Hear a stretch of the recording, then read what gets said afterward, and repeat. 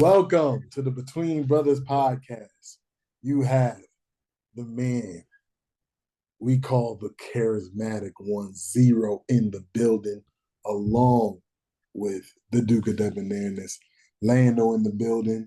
This is the Between Brothers podcast. Thank you so much for listening. Let's get right to it, man.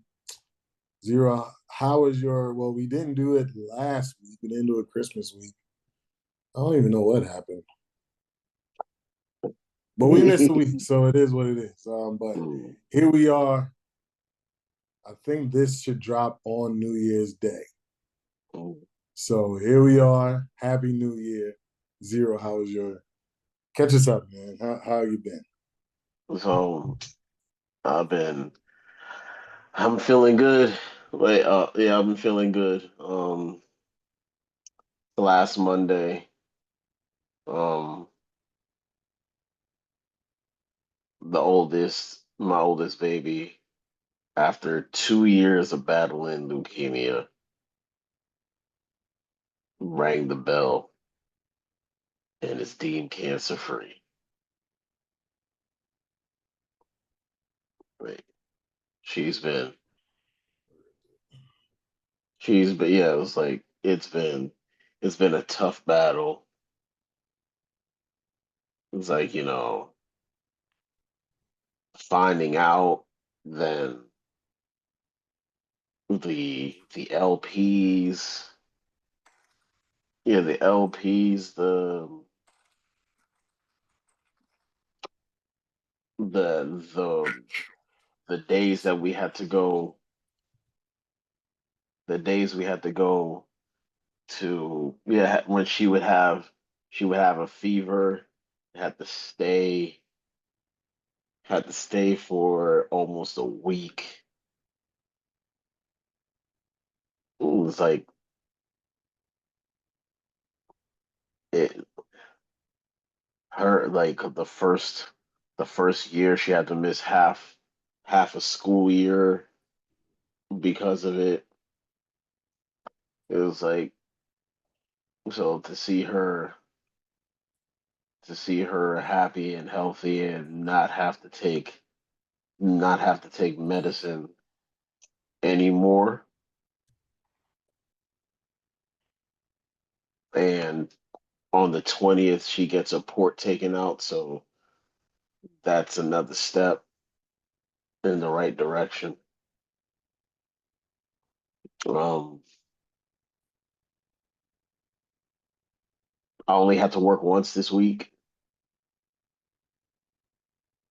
um you only had to work once this week, so it's been a pretty lazy week, honestly. Besides us meeting up for the Christmas Eve dinner, it's been a pretty lazy week. That's good. Um, so I had the pleasure of being there for or your daughter, my niece's bell ringing, in which she asked me to walk her down the hall. So that was an honor. I was honored to do that with her, share that moment with her. She hadn't seen me in a while, so she jumped on me, started crying. The nurses was like, "I can't believe you didn't burst out into tears." And I was like, "My physique is too masculine." Let me stop this. Just, I don't know. It is what it is. But yeah, it was a beautiful moment. Christmas Eve party, we do it every year at my house. The Duchess enjoys doing that, inviting people over for Christmas Eve. So we had a good time. Um, we had a good time. Christmas was good. I got some new colored pencils because the Cocoa Puff took all mine and destroyed them. And I buy pretty expensive colored pencils because, for those who don't know, I do draw as well. So that was a nice surprise. I got some new Jordans, the Jordan 12s, but actually I was a little disappointed because I'm a flat-footed person and the shoe has a built-in arch in it. Ooh. So Oh, that um fiber. Yeah, that carbon fiber plate. I don't know what to do about that because I was seeing like they say you can just replace the insoles, but I'm like it's built in though, so I don't know if replacing the insoles will actually do something. And I tried Googling it, so so that didn't work. And it's just, because I own two other pairs of Jordans, so I'm thinking they're all the same. So I don't know why that one didn't or does have it.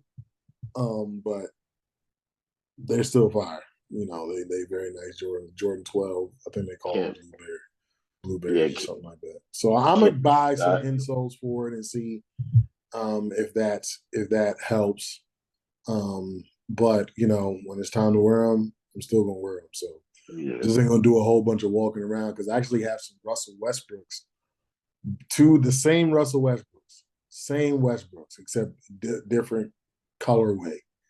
One has the arch, one doesn't. I played basketball in the one that had the arch, and I had like two giant blisters where that area is for like 2 weeks. Couldn't play basketball for 2 weeks because it was that bad. So yeah, so hopefully I can get that figured out, and and just now, well the now I'm focused on. I do this every month. The last week of the month, try to buckle down for the going into the next month with goals and things of that nature. But of course, it's a new year, so we set new annual goals, and we'll actually finish the episode with maybe some goals we have for 2025. Um, and but yeah, man, it was a really really good week for or a good I guess 2 weeks for myself. Um, like I said, we had a lot of fun. Coco Puff was doing her thing. The kids was doing their thing. Um, I feel like my relationships have gotten deeper over the last month or so. So yeah, it's been a good couple weeks, and overall, it's been a good year. Um, so yeah, that's that. But yeah, let's get into these podcast topics. First of all, I want to get into the NFL is going on right now as we are recording, but I want to first go into the MVP race. So the MVP race has essentially been changed to, or is essentially a two-man race at this point, because Joe Burrow doesn't have the wins to support his case. But it's Lamar Jackson and Josh Allen, the two players that were the predicted MVPs when we did our NFL preview, our NFL preview show at the beginning of the season.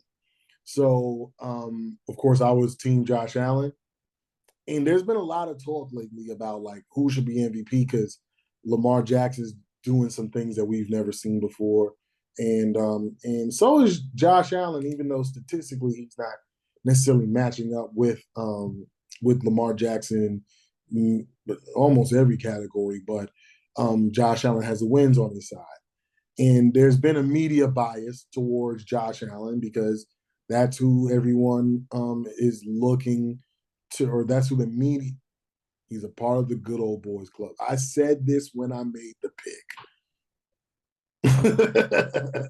He's a part of the good old boys club, so they're going to make it bigger than what it is. But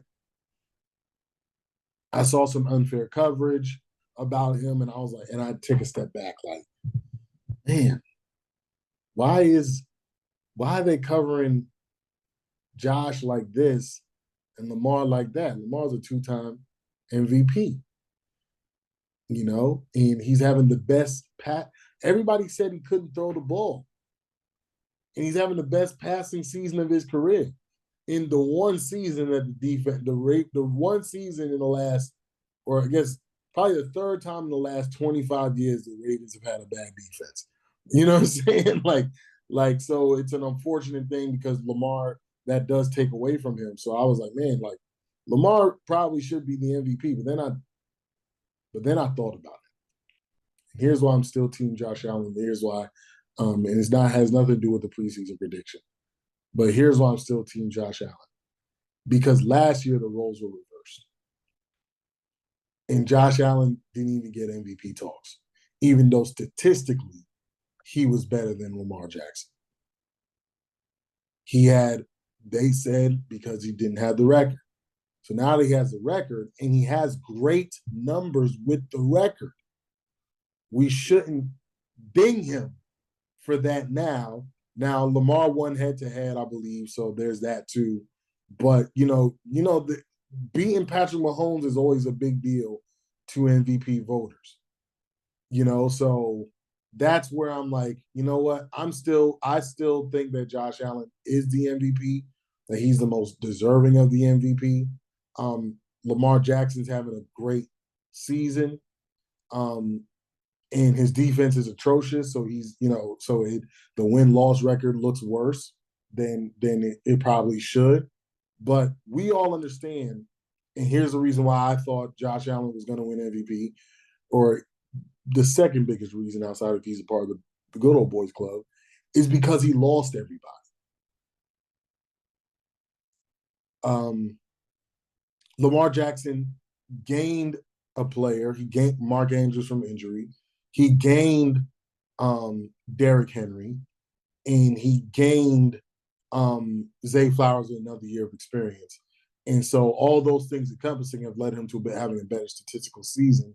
The defense is the reason why they don't have the win-loss record that we assumed they would have, because I assumed they would be competing for top record in football. But with that being said, it's like the dude lost everybody and they still got, I think they're second in the AFC. You know what I'm saying? So it's like, yeah, I can't. And it's not like he has mediocre numbers. He has great numbers. Just Lamar Jackson's having greater numbers. Now, like I said, this has nothing to do with, because when I saw the media coverage around it, I felt like, I do feel like they are not covering this race fairly.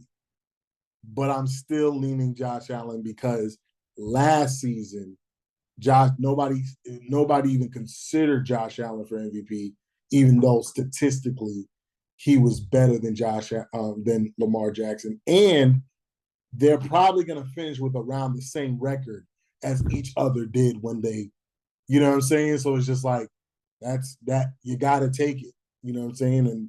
And of course, Lamar already having two MVPs, it's similar to other guys who have multiple MVPs, and then when they have an MVP like season, it's their first season they've had an MVP like season. They'll usually give it to that guy unless it's the NBA and Jokic is involved. But that's another conversation for another day. What do you think, Zero?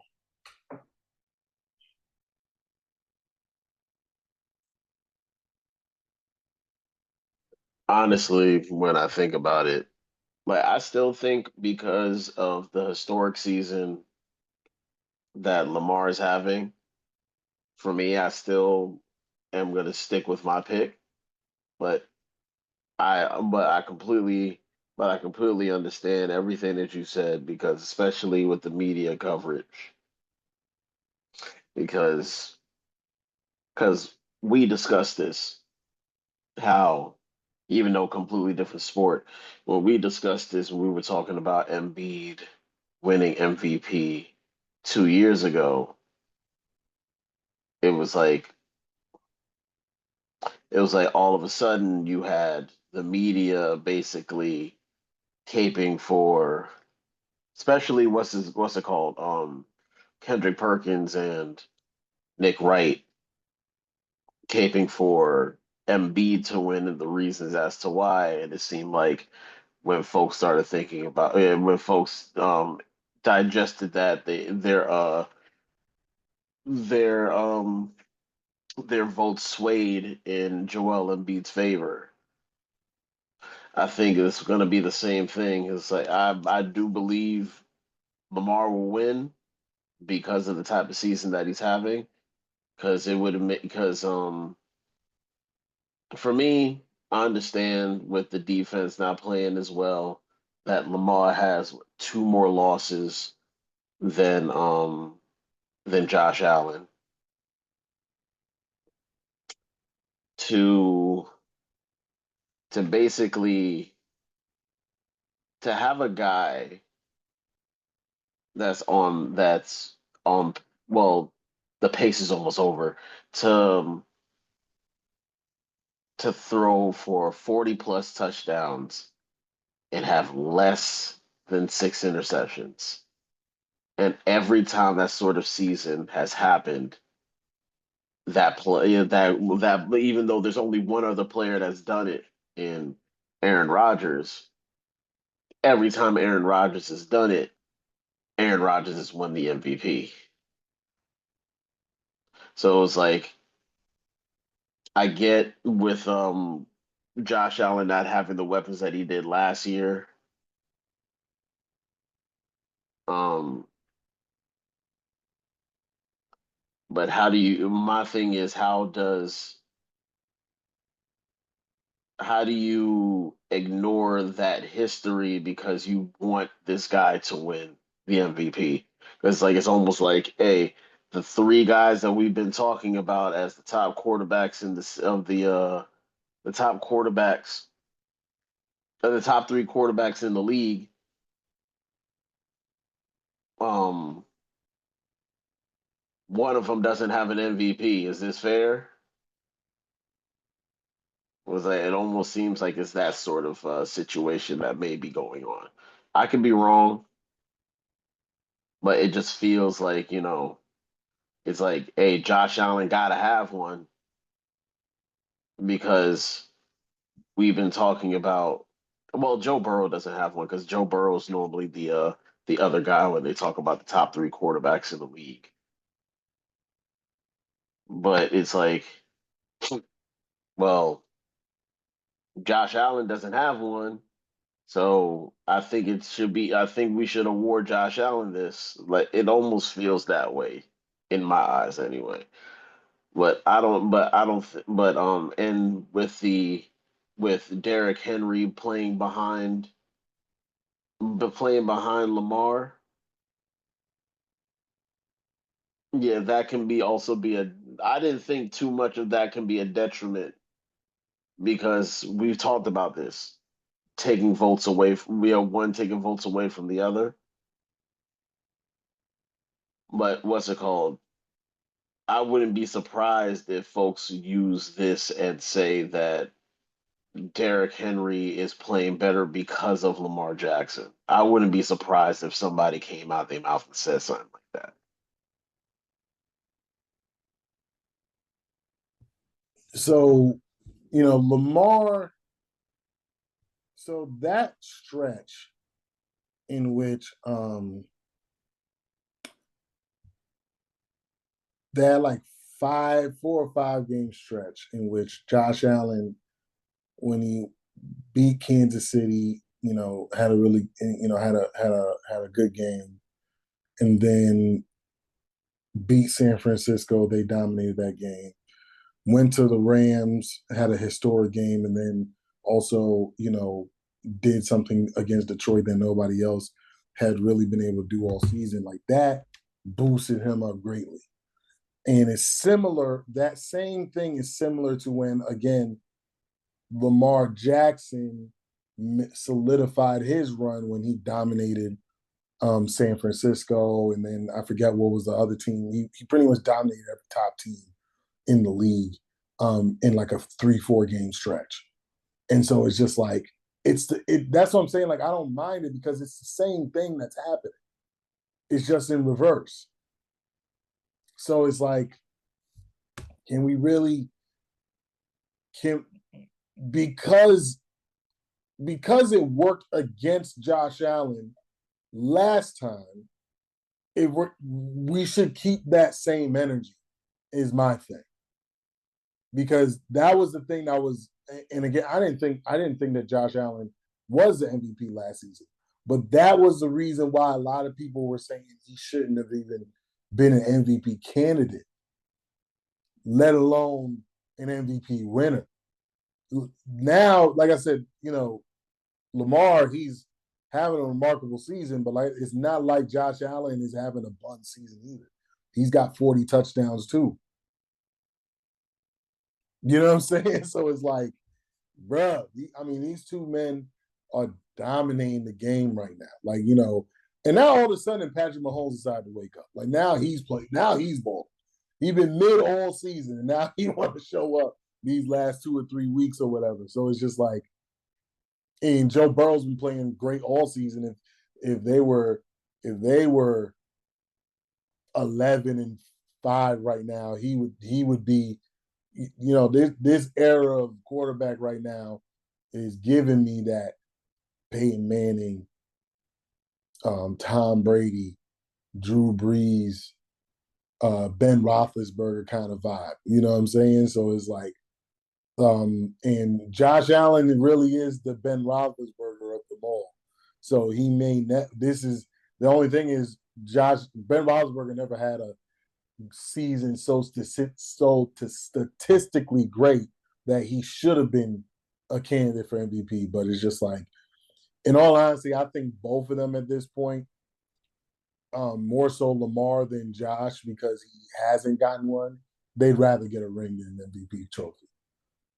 So, well, I guess won't be the next time. Maybe the next time, not next week's podcast. We'll know in about a month who the MVP is. But yeah, y'all stay tuned and then we'll react to that. But moving on to more football stuff. We got the ESPN draft. Certainty?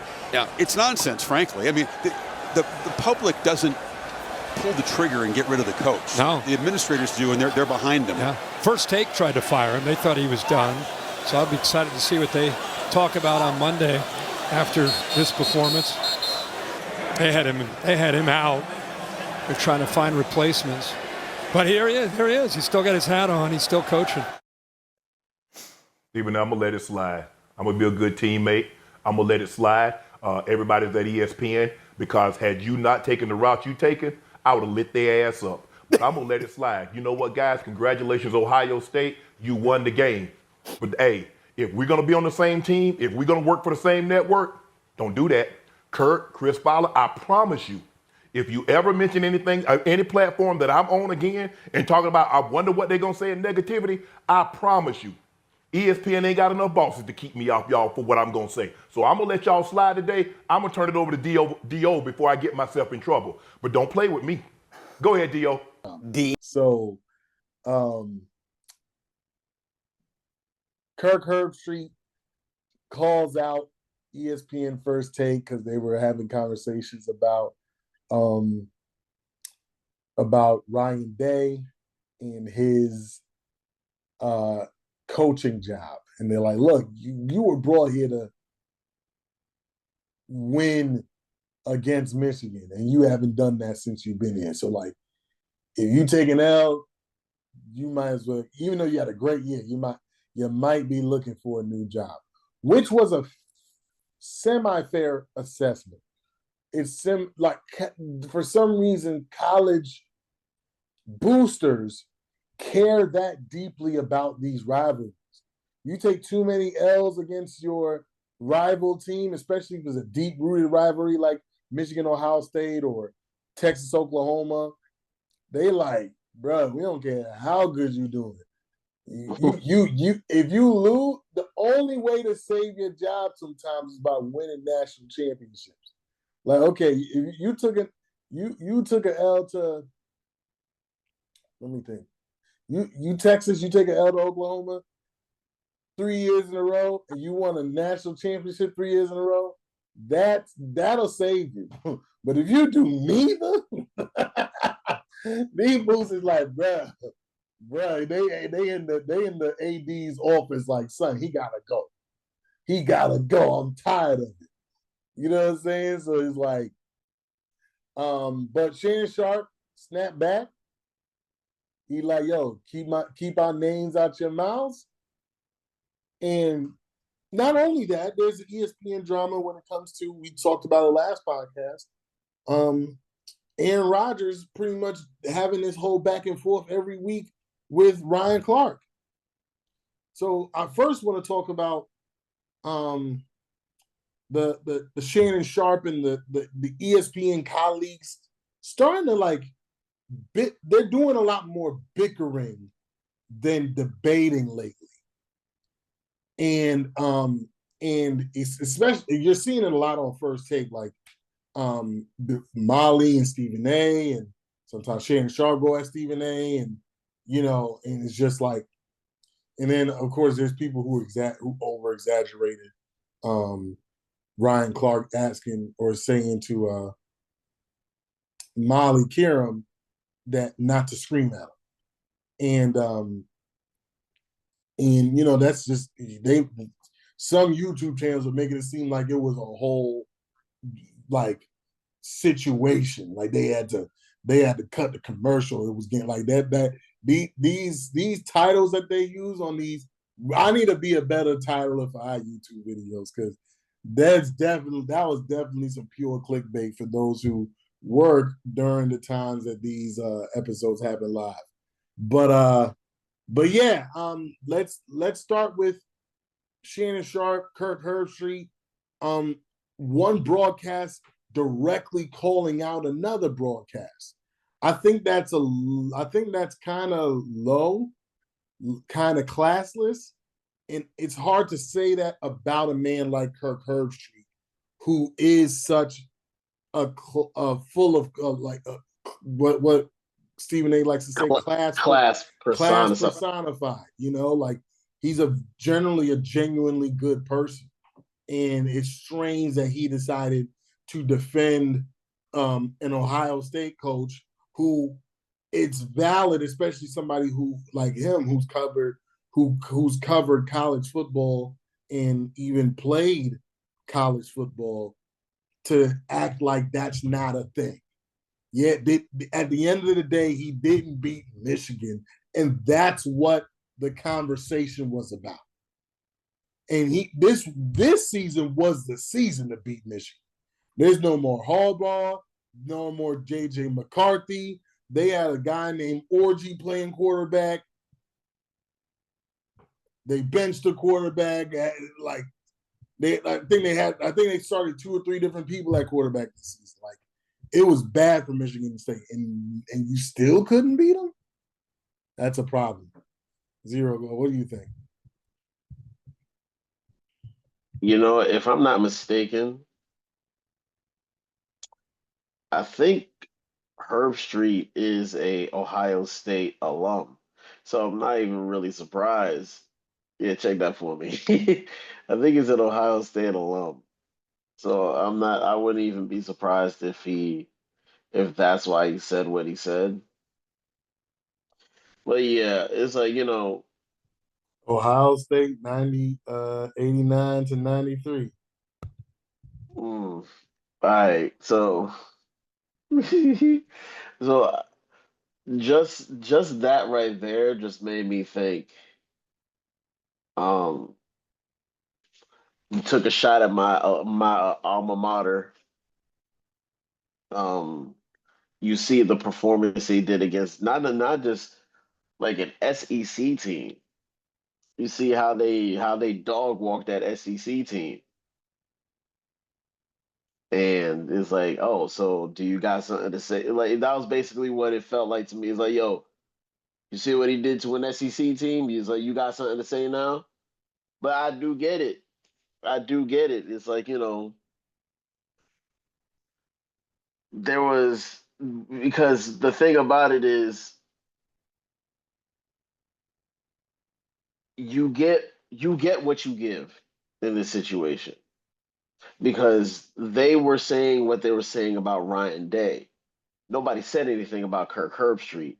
So Kirk Herbstreit just coming out and saying what he said on national TV, you get what you give. Now, it was said that they actually talked on the phone, and I think Herbstreit had apologized to Shannon Sharp for what he said. according to Shannon anyway. But yeah, the bickering don't need to happen. It's like, for what? It's like it was all opinion. Like my thing, but what's it called? If anything, you could probably even stretch and say that First Take was wrong for even looking looking for a replacement for Ryan Day before they even played a playoff game. Like you got And is like First Take is wrong for even making that a segment so it could be addressed. yeah, It's just it's like like it's not that deep. yeah, And especially when they both end up picking up the phone and resolving it anyway.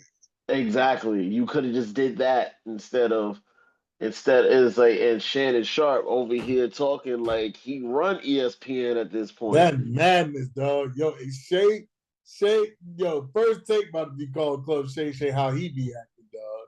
Yo, They it about was to like have a day cap. it's like They they about ain't to call going it day cap. because like when he talk about there ain't enough executives to get me off of you, like Bruh, what? dog, all he said was, "What do y'all got to say now about Ryan Day?" That was it. He didn't say, "I spit on your mama grave." He didn't say, "Yo." Mm. He didn't say, "Hey Shannon, you say something about Ryan Day and Ohio State again. When I see him, I'll slap the shit out you." He didn't do none of that. He just said, "I wonder what they got to say after this performance." And And this if dude I'm talking. Kirk, I'm like, shut your mouth, Shannon. What you gotta say? You still ain't said nothing. You're looking dumb out here. OHIO. That's what I'm saying. That's what I'm screaming to son. Nah, don't would you what? What? What? What? Who you talking to? Ain't Who that the right? Ain't enough executives. Exec these. That's what I'm saying to exactly? Shay. It was like, yo, how is it? It was like how I've been like, yo, you talking about no executives again? It's like how'd your CBS Sports thing go? Oh yeah, they fired you. I guess they had enough people at I guess they had enough people at CBS to get you out of there, huh? He's like what's it called? It's like Fox, it's like FS1. I guess they had enough executives for you to want be like, you know what, I'm out on this. No, the rumor was they were gonna let him go anyways. Oh, they had enough executives to let him go, huh? Yeah, I think it was Stephen A. Smith who like was like, this is what I've been hearing, so get ready. Cause I think when I don't know if he went on Stephen A.'s podcast or Stephen A. went on his podcast, but it was some kind of in where they ended up Hmm. discussing it whenever Shannon first got to ESPN. Yeah, it's like, yo, like, dog, like, you don't run shit.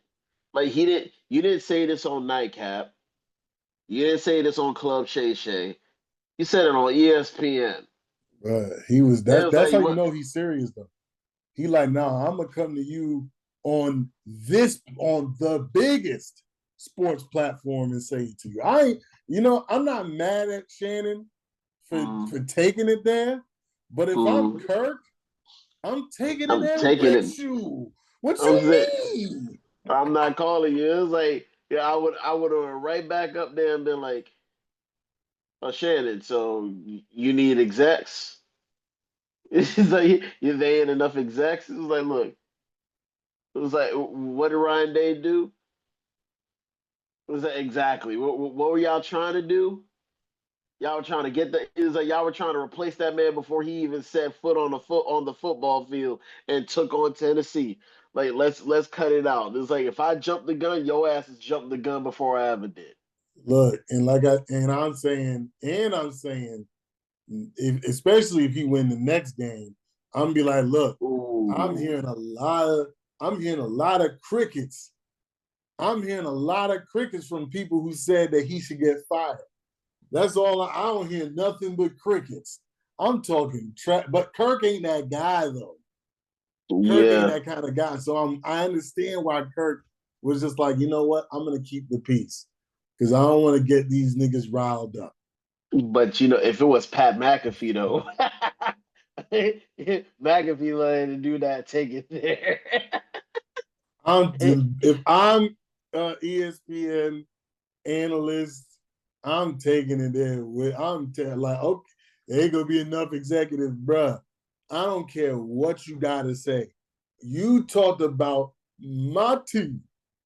That's my coach. That's my alma mater. You ain't about to talk crazy about this OHIO and then act like the thing's gonna be sweet. Nah, bro. I'm Buckeye ride or die. Buckeye Nation, BMX.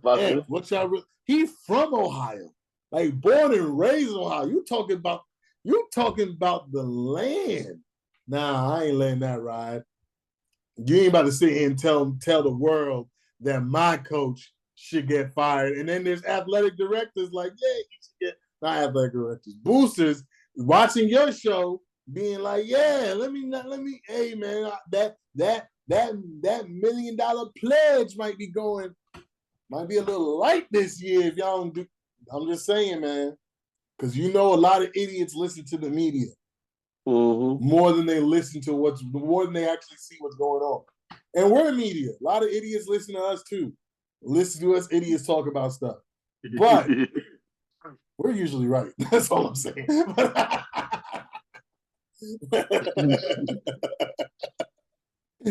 We're usually right if you watch the show and listen to the show. You know what I'm saying? We out here, Lando Stradamus, Zero Stradamus. Heisman Trophy winner, Travis Hunter. Well, you know what? Like, in all honesty, I really want to embrace this guy. Like, you know what I'm saying? Because I've been in a relationship. My ex-wife was that kind of relationship in which, you get so far deep into, loving somebody that you lose yourself within this. And everybody, and I'm going to try to make this quick. Everybody was throwing shade at him. And I was listening to The Brilliant Idiots, and Charlamagne the God had said that, like, yo, everybody needs to shut up, stay out this dude's business. They jealous, they haters, this, that, and the other. And actually, I agreed with him. A lot of these people may not be saying these things so to support you. They just hate you. Like our podcast isn't a huge podcast, but I am in comment sections where I may make a comment, and then people don't even attack my comment, they attack me. So it's like, no, you just being a hater. This ain't got nothing to do with me. It's got everything to do with you being in your feelings because you saw it. So, but I remember the great American philosopher Jalen Rose once said, sometimes your haters are right. And everybody, I guarantee Charlamagne was 100% right when he was saying that their motives behind what they were saying was mostly about hating on him. But everything you saw, and he even mentioned something, he was like, she probably used to taking pictures by now. Then why is she complaining about it if she's used to it? So there was a lot of contradictions in the things that he was saying. And, shout out to him and the Brilliant Idiots podcast, one of my favorite podcasts. But with that being said, like, sometimes your haters are right. And the last thing I'm going to say, or actually two more things I'm going to say. One, Travis, focus on yourself, King. Second, the guy who put out the video of the two of them, him and the young lady, I don't know her name, don't really care to know her name because she's not relevant. She's only relevant because of Travis Hunter to me. She might be relevant to other people. I don't know them.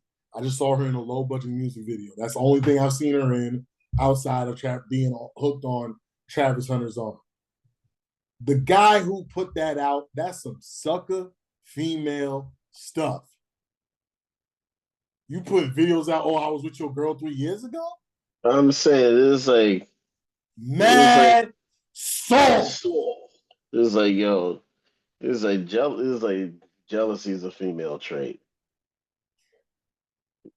But the great American philosopher Jay-Z said it.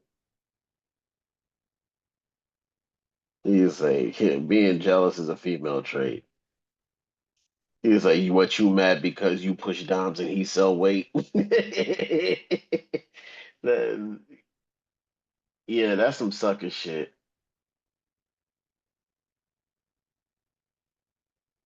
Yeah, go ahead. Tell me what you think, man. Not like seriously, for dude, that's some sucker shit. Yeah, he a bitch ass nigga for that. For for um for Travis, I said, yeah, for Travis, what he said, focus on yourself.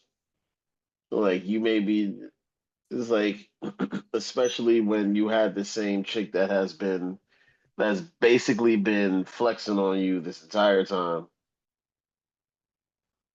Like she made it known for everybody that she was curbing you, that she friend zoned you. And the Like she, brothers, apparently it was the brother who was like, yo, you know this is the number one dude in the nation? Like, why are you ignoring him? And she yeah, saw it's like, dollar signs. mm, even tattooed a dollar sign on her finger, like she married to the money type shit. Like that's fucking ridiculous. Like you need to yeah, she needs to be unhitched to your wagon and you get your shit together because you got a whole career ahead of you. You don't need somebody like her who basically you allowed to get, like I think in his Heisman speech, he actually mentioned her before he ever mentioned anybody in his family. It was like you know what? Like I said, Travis Simpson. Because that's like the fact that she was that you had a Adidas ad and somehow she gets into the goddamn Adidas ad. No, no. Bullshit, Chad. She's busy trying to be seen. Hmm. No, people adore Savannah because we don't know her for real. People adore a lot of these basketball or sports wives that play the background because they play their position. And she's Hmm. busy trying. That's why you in music videos. That's why you playing P. Diddy roles. And know that this is not attached to no P. Diddy joke. Chick is all up in the videos, wanting to be seen, wanting to be heard. She's bragging about curving the number one college football player in the nation, the number one high school football player in the nation. She's bragging about this. And I'm gonna go back to what, you know, um, even like when Charlemagne was like, oh, she stood up at the same time his mom stood up. And I'm like, clearly he didn't watch the video because Deion Sanders told her to stand up. Mm. I'm like, she didn't stand up at the same time as him and his mother actually.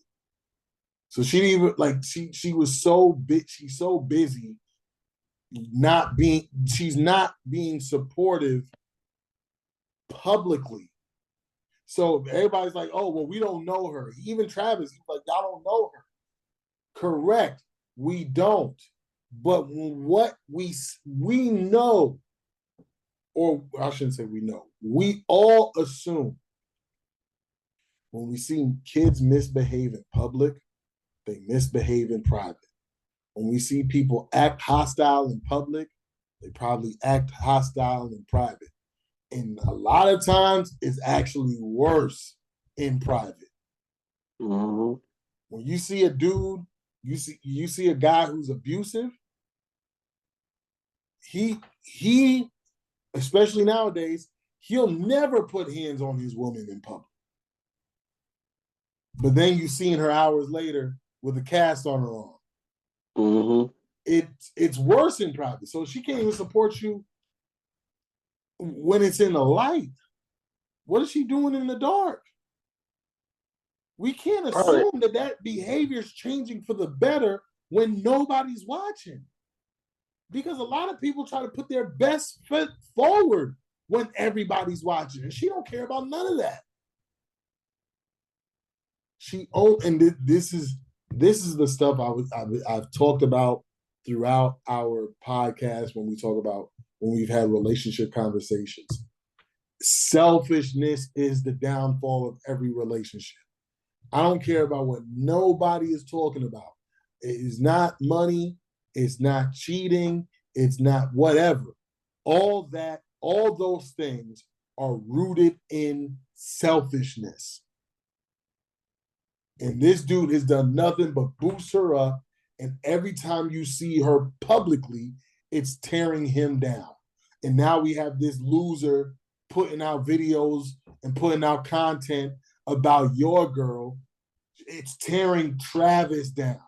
Get your head right. You got a combine to work out for, or you got a pro day to work out for. You got an NFL draft to prepare for. Leave on, kill the noise. I'm glad he deleted his social media. Kill the noise. But she's noise too. So, like the great American philosopher Fabulous once said, dead that nigga, I'll pay for the casket. So that's all I got to say about that. You have anything else? Mm-mm. All right, let's wrap this up then. I didn't want to go to another topic, but I got 6% left. So we had some technical difficulties for a while. And I didn't even think about my power draining through all that time. So instead of actually, no, we'll do both. I want a goal that you have for 2025 in your partner shot. All right, so my goal for 2025 is to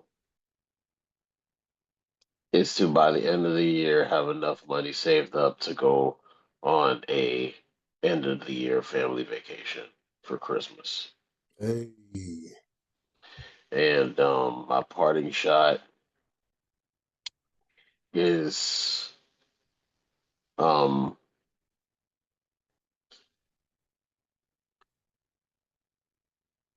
love those. Like, I normally say I fuck with those who fuck with me. My parting shot is